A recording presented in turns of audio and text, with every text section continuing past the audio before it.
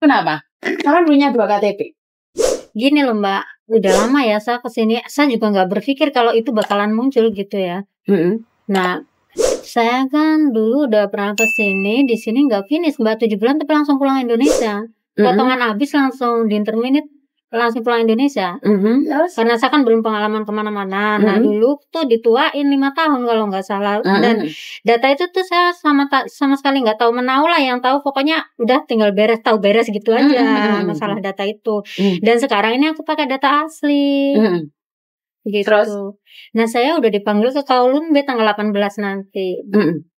Jadi saya kan bingung apa yang harus saya, maksudnya apa aja nanti yang harus saya jawab di sana gitu seharusnya. Oke, ini pelajaran juga buat teman-teman yang lain sebenarnya. Saya selalu bilang, kamu sudah dari mana ketahuannya? Dari kamu extend visa atau buat KTP atau apa? Kayaknya KTP ya. KTP. Mungkin bisa jadi. Waktu pembaruan, bukan?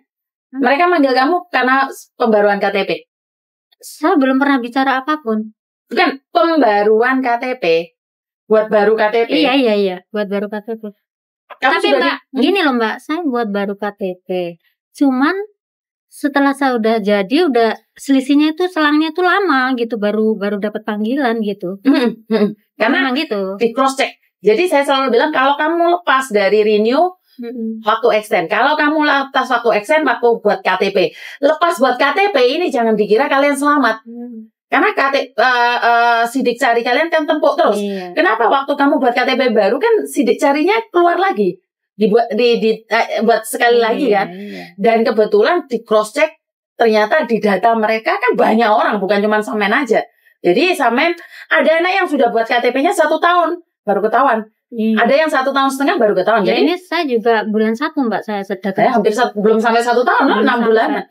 Gak ada masalah. Pertanyaan saya, kamu pernah dibawa ke Wancai, berbicara di Wancai belum?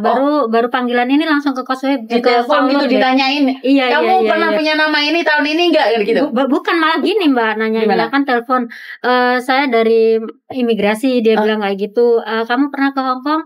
Kata dia bilang tuh. Oh iya saya pernah ke Hong Kong. Oke, kamu nanti tanggal tunggu panggilan gitu kan lama Mbak ya, mungkin 1 bulanan gitu ya. Terus ada telepon lagi tapi lewat majikan saya. Gitu. Katanya kamu nanti tanggal 18 berangkat ke Kowloon B katanya bilang kayak gitu. Dan sampai takut? Takut lah Mbak. Oke, gak usah takut. Gak ada masalah di sana. Karena sekali lagi di sana ada pendampinginya. Yang bisa bahasa Indonesia. Jadi kamu tidak tahu, dan itu bukan kesalahan kamu karena semuanya PT dan bukan cuma kamu saja. Saya kemarin sempat dampingin anak dan di situ lama, di situ akan lama. Jadi bawa minum kamu nggak boleh kayaknya masuk situ bawa minum, bahkan kamu dikasih makan kalau selama, karena di situ perkiraan 3 jam sampai 6 jam. Di interogasi. Duduk Mbak, ambil kursi. Di dalam sana ada kursi. Jadi kamu cuma diinterogasi aja. Nggak ada masalah, nggak usah takut. Nah, jadi entar apa jawaban yang misalnya mereka jawab apapun saya harus jujur? Jujur karena kamu tidak tahu PT yang ngatur. Terus ada beberapa yang sama pengacaramu dikasih tahu nggak perlu dijawab, tidak usah dijawab. Bilang saya tidak tahu. Terus dia pasti nanyain KTP-mu yang dulu, paspormu yang dulu di mana? Bilang aja tidak tahu. Ya memang nggak tahu, udah nggak tahu di mana. Makanya bilang aja kayak tidak tahu dan PT yang ganti. Kenapa diganti saya tidak tahu. Itu kebijakannya PT. Pokok intinya saya tidak tahu dan PT yang mengatur. Dan apakah kamu masih berhubungan dengan PT? Saya sudah tidak ada. Jadi di situ kamu harus bawa uang 1.000 sebagai uang jaminan. Terus habis itu kamu pergi dikasih kertas kuning. Dikasih kertas kuning. Setiap bulannya kamu akan datang ke situ. Sampai kasus itu tergantung dari imigrasi 3 bulan sampai 6 bulan atau sampai 1 tahun. Baru setelah itu clear, sampean mungkin 6 kali atau 7 kali ke Kowloon B tiap bulannya. Tapi cuma 1 kali aja kamu diinterogasi lama. Jadi di hari kedua di bulan kedua, kayak ini tanggal 18 kamu dipanggil ya. Itu diinterogasi antara 3 jam sampai 6 jam. 3 jam sampai 6 jam. Ini buat mbak-mbaknya di luar sana, interogasi pertama kali adalah 3 jam sampai 6 jam. Tapi kalau kamu pernah diinterogasi di Wancai, di Kowloon B nggak diinterogasi lagi. Diinterogasi lagi. Tapi aku tidak tahu bayarnya di mana. Kamu akan bayar di Kowloon B atau di toko awannya?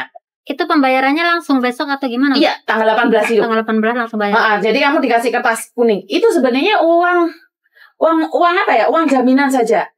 Dan mereka bilang akan dikembalikan. Tapi saat kamu sidang di Satin, karena akhirnya kamu akan sidang setelah 6 bulan atau 1 tahun kamu dibawa ke Satin, di pengadilan Satin. Di situ ada pengacara, ada hakim. Pokoknya kamu di Mahkamah Agung di situ. Di Mahkamah Agung itu kamu akan divonis, dan itu adalah sidang maraton, bukan cuma kamu aja. Jadi kayak gini kalian baik semua. Jadi 1, 2, 3 cepet gak?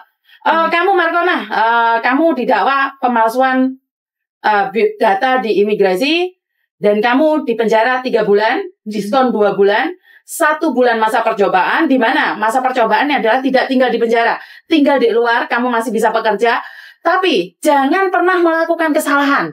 Contohnya, nyebrang jalan waktu lampu merah, buang sampah, beli makanan di jalan, ngasih uang orang, apapun transaksi apapun, selama 24 bulan. Maksudnya beli makanan di jalan gimana, Mbak? Beli makanan di jalan, kamu ketangkep, kamu kriminal juga loh, Kamu tahu nggak? Beli di jalan-jalan itu? Iya. Oh, itu kriminal juga, Mbak? Itu kriminal ringan juga. Terus maksudnya ngasih uang orang itu ngasih uang? Kan bayarin toh. Kamu bayar toh? Iya. Kriminal nggak? Kan itu tidak terdaftar dalam pemerintahan. Jadi khusus buat kamu, yang lainnya saya tidak ngomong. Khusus buat kamu, karena kamu punya kriminal ringan, jadi kamu jangan pernah melakukan itu. Kamu pingin tuku banyu aja, saya mandek dia. Ojo, sorry, mendingan tuku di 7-Eleven. Iya, oke. Paham nggak? Paham. Kenapa? Kalau sekali kamu ditangkap, maka hukuman penjara 1 bulan yang ditunda tadi akan diperlakukan ke kamu. Jadi posisi kayak gini kamu hati-hati banget. Iya. Ojo nyilih duit wong, ojo tukaran, ojo jambak-jambakan di MTR. Ini yang banyak terjadi ya. Jadi lebih berhati-hati. Wes gak usah transaksi, sopo ae duit dicekel dhewe, karena suatu saat ditanyain uang kemana, buat keluarga kamu sendiri harus nyimpan di sini. Paham? Kemungkinan besar paspormu juga di bawah. Saya tidak tahu paspormu ditahan apa tidak, karena satu-satu kasus itu tidak sama. Jadi bawa uang 1.000, bawa paspormu, kontrak kerjamu, sama KTP-mu. Itu aja.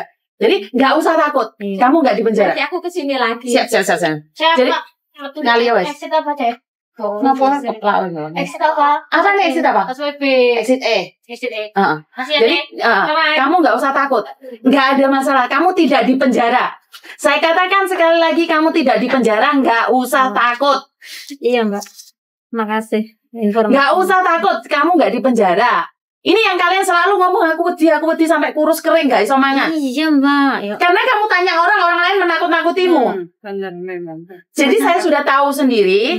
Jadi uangmu tadi yang dibayar 1.000 itu suatu saat waktu ditok sama Mahkamah Agung, itu uangmu itu buat bayar denda karena kamu memasukkan data. Ya bene toh, bayar 1.000 mean. Benar nggak? Yang penting kamu nggak dipenjara. Jadi tuntutannya 3 bulan penjara. 2 bulan diskon karena kamu selama ini tidak kriminal, tidak apa, bahkan di diskon.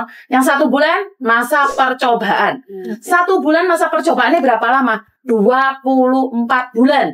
Selama 24 bulan berusahalah yang baik.